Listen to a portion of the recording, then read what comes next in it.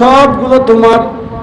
কারণ মানুষ যখন লোভে পড়ে, একটা কথা আছে না, লোভে পাপ পাপে মৃত্যু। লোভে পড়ছে, একটা রুটির লোভ সামলাতে পারে নাই। আমাদের সমাজের কিছু চেয়ারম্যান, কিছু মেম্বার, গরিব দুঃখীর কিছু চাল আসে, ডাল আসে, টিন আসে, এগুলা সামলাতে পারে না। কথা কয় না কি?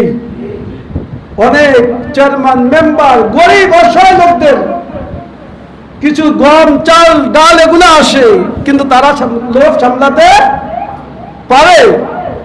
এই না পারার কারণ পারে না। এইটুক লোক কটা টিন আইছে, গরিবের ওর ঘর নাই, 5 বান টিন আইছে, 5 বান টিনের লোভ সামলাতে পারে নাই। সে একজন চেয়ারম্যান, একজন মেম্বার। কি মেম্বার আমরা বানালাম, কি চেয়ারম্যান বানালাম যে একজন অসহায় মানুষের 5 কেজি চাল, 1 বস্তা চাল সে সামলাতে পারে না। ওই ইহুদি একটা রুটি সামলাতে পারে নাই, সে রুটিটা খেয়ে ফেললাম। এইবার বলতেছে এবার সব স্বর্ণ তোমার। কারণ লোভী মানুষ কখনো খাইতে পারে না, কিন্তু তার চোখের ভোগ। কিসের ভোগ? চোখের ভোগ। দেখবেন নিজ খাইতে পারে না, কিন্তু তারপরে নেওয়ার জন্য এরকম লঙ্গি খুললা সদরকার দেখা যায়, যাও কিন্তু আমার দরকার কি? সম্পদ। কি দরকার? কিন্তু এটা নিজের সদরকার দেখা যায়, কিন্তু সে সম্পদ লয়ে লইছে। এইবার যখন ঈসা আলাইহিস সালাম চলে গেল, সময় বেশি হয়ে যাচ্ছে, 2টা মিনিট আর সময় দিব, কথা বলবো। আমার পরে করবেন না যে হুজুর অনেক সময়, আজকে একটু সময়টা বেশি হয়ে গেছে। ঈসা আলাইহিস সালাম সম্পদ সব, স্বর্ণ সব ছেড়ে দিয়ে চলে গেল। যাওয়ার পরে লুবি ইহুদি সব স্বর্ণগুলো একত্রিত করেন, কিভাবে নিবে এত স্বর্ণ। সে এমন সময় 2 জন ডাকাত আসলো। ডাকাত এসে তাকে ডাকাতি করার জন্য ধরলো। তখন চিন্তা করলো, এই ডাকাতের থেকে তো আমি পলায়ন করতে পারবো না, আমি একা মানুষ, এরা 2 জন ডাকাত অস্ত্র শস্ত্র। তখন চিন্তা করলো যে ভাই তোমরাও কিছু নাও, আমাকেও কিছু দাও।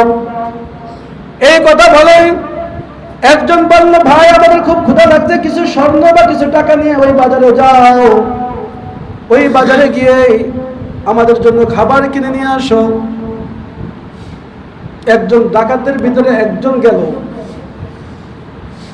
যাওয়ার পরে সে পথে পথে চিন্তা করতে আছে কি করা যায়।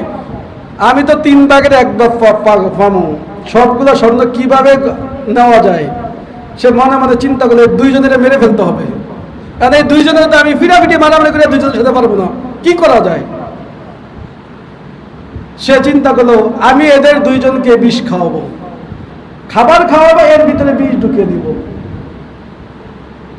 আর এই 2 জন আবার চিন্তা করতেছে আমরা ওরে না দিয়া 2 জনের 2 ভাগ কিভাবে নিতে পারি, তাহলে ভাগে বেশি পড়বো, কিভাবে ইয়া করা যায়।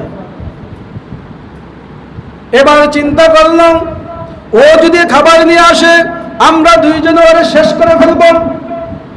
আর ওই লোভী চিন্তা করতেছে আমি খাবারের সাথে বিষ মিশিয়ে দিব, ওরা শেষ হয়ে যাবে, আর আমি সবগুলো সম্পত্তি, এত সম্পদের অধিকার হব। যখন ওই লোক যাকে বাজারে পড়ে এলো, খাবার নিয়ে আসলো, রুটি নিয়ে আসলো, রুটির সাথে বিষ মিশিয়ে আনলো, আর বিষ রুটি আনার সাথে সাথে এই 2 জন তাকে হত্যা করে ফেললো। হত্যা করার পরে 2 জন খুব আনন্দে, আমরা 2 জন এখন ভাগ করে অর্ধেক অর্ধেক করে নিব। এই কথা বলে 2 জনে আনন্দের সাথে রুটি খায় আর খুব আনন্দ করতে আছে। রুটি খাওয়া যখন শেষ, 2 জন মাটির সাথে লুটিয়ে গেল। 2 জনও শেষ। কয়জন আছে? কথা বলে কয়জন আছে? 3 জন শেষ। কি লোভ! এই আমাদের দেশের যারা চেয়ারম্যান মেম্বার যারা, এই লোভ শেষ পর্যন্ত কিছুই থাকে না। প্রমাণ দেখেন না? কথা বলে না, মিথ্যা কথা। দেখেন লোভ এমন একটা জিনিস, মুসাফির যারা অনেকে আছে দেখবেন একসাথে 5 জন গেছে, একজনের কাছে পোটলা দিছে, আরেকজনে খেয়ে নিছে, হয় না?